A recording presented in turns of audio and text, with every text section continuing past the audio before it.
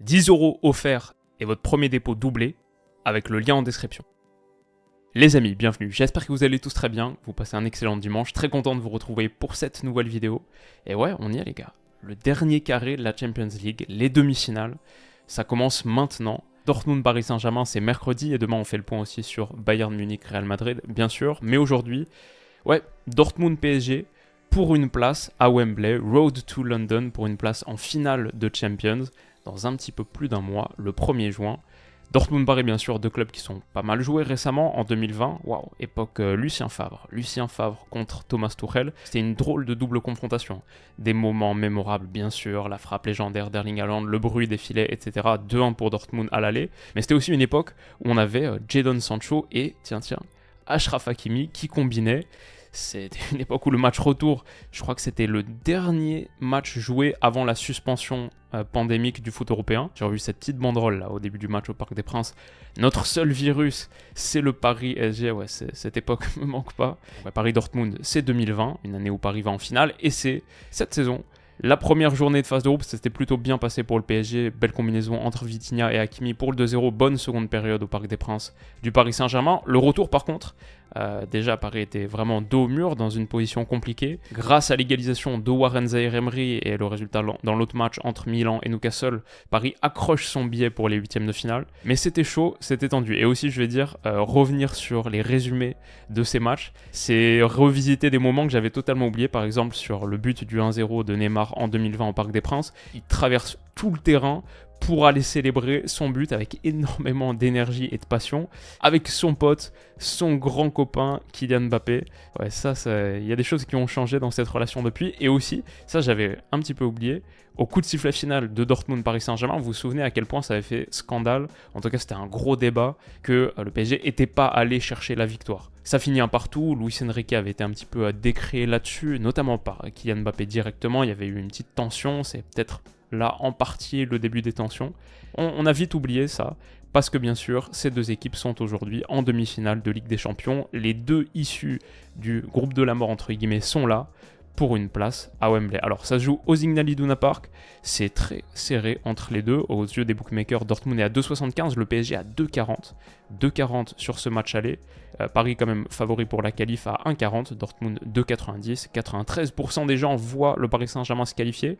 Un bon résultat en Allemagne irait assez loin dans cette optique. Alors, qui va remporter cette première manche? On va procéder comme d'habitude, équipe par équipe. Et dans quelques minutes, je me mouille et je vous donne mon prono.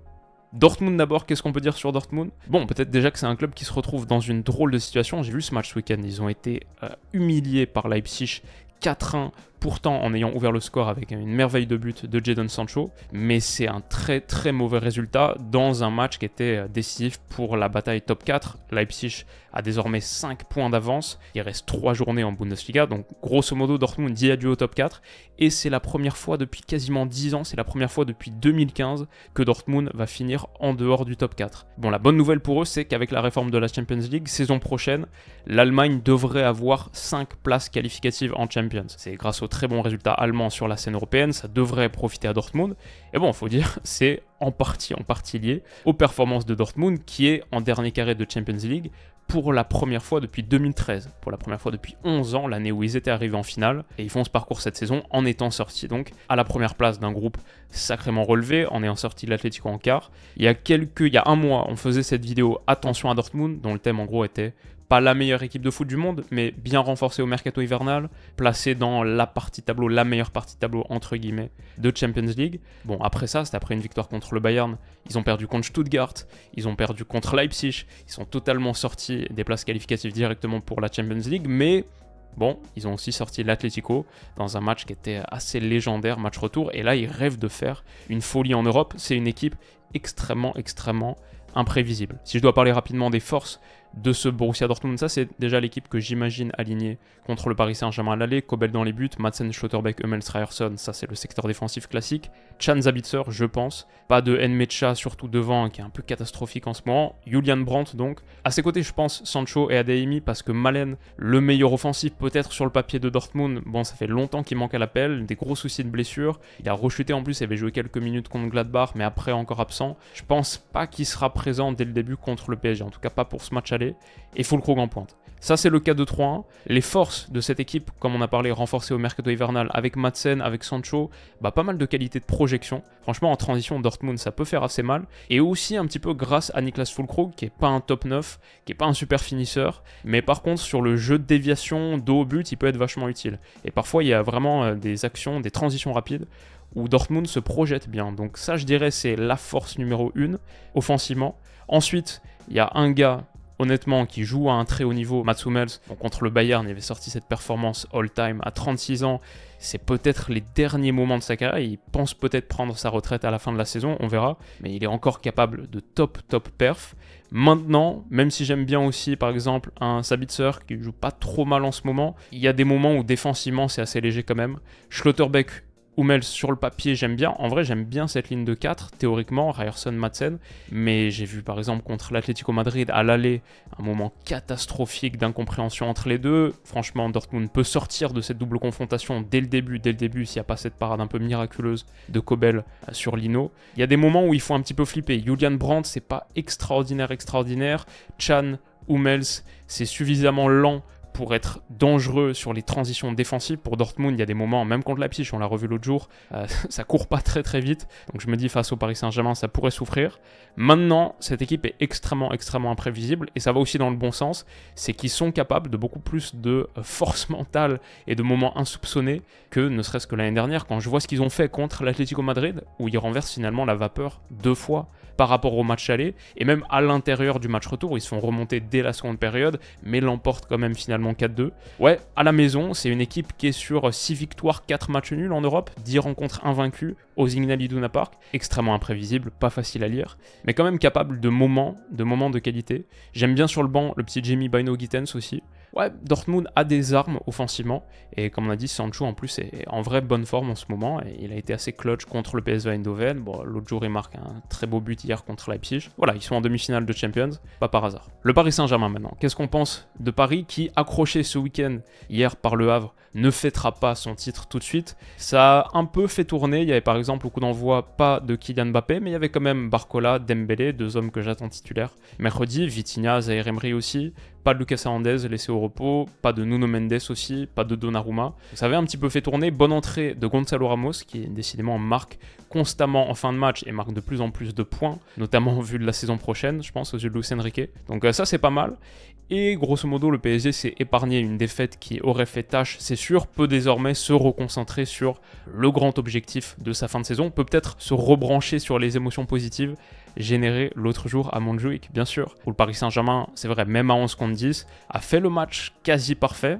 Le Paris Saint-Germain l'a fait, et dans l'ensemble, cette équipe vit bien. Une seule défaite sur les 30 dernières rencontres pour le Paris Saint-Germain. Mentalement, ils sont dans un bon moment. Là où Paris peut faire très mal à Dortmund, je pense que c'est assez clair, les transitions offensives, quand tu as la vitesse de ce trio-là, Barcola, Mbappé, Dembélé, et qu'en face, c'est Hummels. On a vu à quel point ça pouvait être lent et en difficulté sur couvrir les grands espaces. En plus, le Paris Saint-Germain a les armes pour faire face à eux, leur moment de projection. Avec Achraf Hakimi, avec Nuno Mendes, ça fait une adversité coriace pour Adeyemi, pour Sancho, pour leurs offensifs, pour Madsen. Ouais, Hakimi dans ce couloir est un homme déterminant. Et je pense que c'est le même 11 que celui qui a été sorti à Montjuïc contre le Barça, qu'on verra contre Dortmund. Je pense qu'il n'y a pas vraiment de raison de changer quoi que ce soit. Après, c'est Luis Enrique, toujours capable d'un coup. Mais j'imagine cette équipe, et c'est une bonne équipe. Attention sur les corners peut-être pour le Paris Saint-Germain, Donnarumma régulièrement ciblé notamment par ceux du Barça, et puis même généralement toutes les combinaisons étaient mal gérées. Dortmund peut faire mal là-dessus, ils ont de la taille, ils ont de la qualité sur coup de pied arrêté. Je dirais aussi pour cette équipe du Paris Saint-Germain, attention aux sautes de concentration, même en ayant sorti un super match à Montjuïc l'autre jour, et à 3-1, encore des moments où le niveau de tension mentale baisse un petit peu, et le Barça aurait pu revenir dans ce match.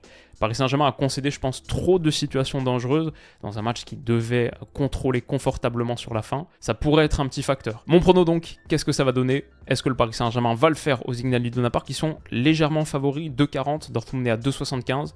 La plupart des gens voient le PSG le faire. Le match nul est à 3,45. Ça, c'est les codes donc que vous trouvez sur Winamax, mon sponsor, mon partenaire. Si vous cliquez sur le lien en description, vous avez accès à la meilleure offre de bienvenue de France qu'on a montée ensemble. L'offre spéciale Winamax Willou. Vous faites un premier dépôt, il est instantanément doublé en pari gratuit et vous recevez aussi 10 € en cash. Si vous mettez le minimum, donc qui est 15 €, vous recevez tout de suite 15 x 2 plus 10 encore, 40 € avec lesquels vous pouvez parier sur cette rencontre, sur d'autres. C'est accessible avec ce lien qui, en plus de débloquer le bonus, me rémunère à chaque utilisation. Merci à tous ceux qui l'ont fait par le passé et qui envisagent peut-être de le faire sur ce match. Si vous le faites toutefois, sachez que c'est interdit aux mineurs et soyez responsables, pariez plutôt des petites sommes. Alors, ce Dortmund PSG, cette manche aller, pour l'instant, on a parlé de plusieurs éléments. Pour moi, le plus clair, sur l'ensemble de la saison en Champions League, les chiffres avancés en tout cas dressent le tableau de deux équipes qui juste sont pas tout à fait au même niveau. Des 4 demi-finalistes, des 4 équipes encore en lice, Dortmund a le pire volume d'XG produit, 12,7, et aussi le pire volume d'XG encaissé, concédé, 17,7. Moins 5,1 XG, c'est la seule équipe donc avec un différentiel négatif des 4 équipes encore en lice, mais aussi des 8 quarts de finalistes. Dortmund avait le pire total, même aussi en regardant les 4 équipes éliminées de quart de finale. A l'inverse, le PSG dans ce Final Four a le meilleur différentiel, plus 8,7. Des victoires 4-1 contre le Barça, 4-1 contre l'OL, 4-1 contre l'Orient. Bon, c'est aussi une équipe qui s'est récemment qualifiée pour la finale de Coupe de France en battant Rennes, donc la période est positive. Et surtout, ce match-là, important, un des matchs majeurs de l'histoire européenne du Paris Saint-Germain, je pense qu'elle a mis cette équipe dans une dynamique mentale qui est incomparable à celle de Dortmund qui a vraiment souffert ce week-end. Voilà, forcément c'est du foot, mais à mes yeux, que ce soit sur la dynamique actuelle, que ce soit sur la saison, la production cette saison en Ligue des Champions, ou les armes tactiques du Paris Saint-Germain, je vois une équipe qui a à peu près tous les arguments pour faire mal à Dortmund. Ça reste au Signal Iduna Park, ça c'est un gros facteur X. Jusqu'au retour à Barcelone l'autre jour, Paris Saint-Germain se déplaçait pas super bien en Coupe d'Europe. Mais ouais, là je pense qu'ils sont dans un bon moment. Donc leur victoire à 2,40, je trouve ça assez attractif. Je vois la victoire du PSG. Je pense que je vois le PSG quand même encaisser un but dans ce match. Dortmund marque quasiment à toutes les rencontres. Le PSG prend un but après un but sur ces 6 derniers. Et c'est pas une équipe qui est totalement étanche, qui peut avoir des petits moments de flottement. Donc je pense que Dortmund marque. Mais je vois une victoire entre 2-1 et 3-1. 2-1 à 8,50, 2-1 à 13,50. Je vais dire 2-1 pour le Paris Saint-Germain, ce qui serait un superbe résultat. 2-1 à l'extérieur, très bon résultat avant le match retour. Donc ouais, je vais dire ça pour Paris. Et en tant que buteur, en ce moment, il passe beaucoup. C'est le petit spécial de la chaîne. En début de saison, on a eu pas mal de moments de frustration. Mais récemment, ouais, Ousmane Dembélé, buteur, pour son retour à Dortmund. Si parmi les My Match Winamax, il y a PSG et Kylian Mbappé, buteur, 3,15. C'est totalement un truc que je peux voir se réaliser aussi. Voilà, c'est pas un déplacement facile. On a dit à quel point ce Dortmund est imprévisible. Ils sont capables de tout. Sur un match, ils sont capables de tout. Et Signal Iduna Park, c'est jamais un endroit facile où se déplacer. Mais c'est sûr que le PSG est en position de force. Le PSG doit passer. C'était un bon tirage en demi-finale pour eux. Et maintenant, il faut faire le job. Donc on verra. Si Dortmund le fait, c'est une grosse performance. Et ça nous positionnerait avant le match retour dans une situation très intéressante. Mais ouais, c'est grosso modo ce que je vois sur ce match. Qu'est-ce que vous en pensez, les amis? Comment vous sentez cette demi-finale aller? Demain, on parle donc de Bayern Real. Et en attendant, je vous souhaite de passer un excellent dimanche. Prenez soin de vous et à demain. Bisous.